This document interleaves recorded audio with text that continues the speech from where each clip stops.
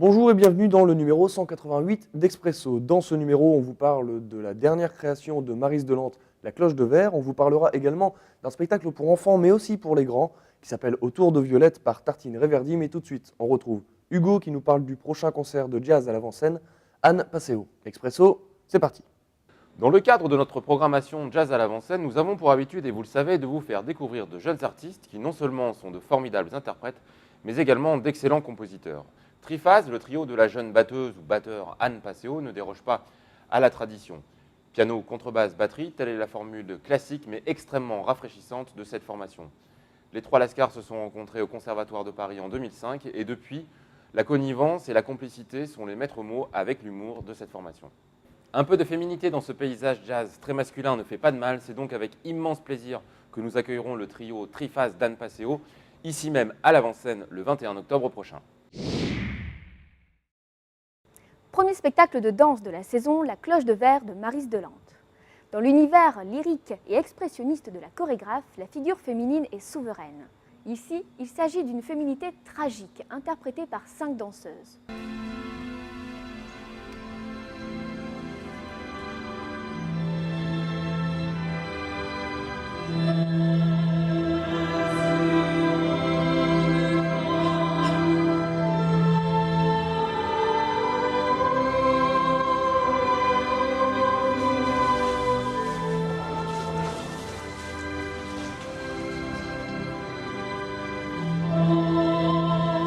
Leurs robes tournoient en tempête, leur gestuelle est sensuelle, animée d'une passion violente, elles dansent un chant plaintif qui s'achève dans un océan de larmes.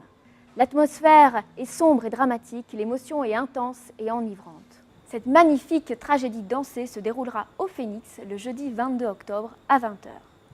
Tartine Reverdy, c'est son vrai nom, est un sacré petit bout de femme au tempérament de feu. Elle est généreuse et drôle et joyeusement insolente. Ce spectacle, on l'a vraiment écrit pour le jeune public, c'est-à-dire que j'ai voulu essayer d'y mettre beaucoup de thèmes qui sont l'enfance. Et donc, c'est pas un spectacle que pour les enfants, mais c'est un spectacle sur l'enfance. Les textes racontent le monde d'aujourd'hui vu par une petite fille décidée et volontaire qui s'appelle Violette. Les textes déclinent des thèmes du quotidien en y ajoutant un brin de malice et de trouvailles amusantes. C'est un petit soldat qu'on envoie à la guerre, un fusil grand comme lui, porté en bandoulière, une belle calache qui fait tralala.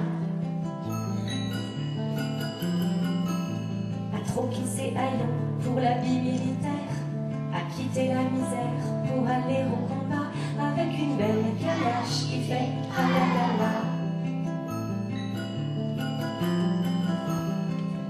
Pour la musique, les sons de la rue se mélangent à ceux du piano, de la contrebasse, de la guitare, des flûtes et des percussions. Plus qu'un récital, c'est aussi un vrai spectacle fait d'histoires courtes, de chansons, de comptines et de chorégraphies soigneusement scénographiées. J'espère que c'est pas des paroles en l'air, faudrait pas qu'on me prenne en bateau. C'est bien beau de me dire tout ce que je peux faire, y'en a qui s'en fichent dans mon dos.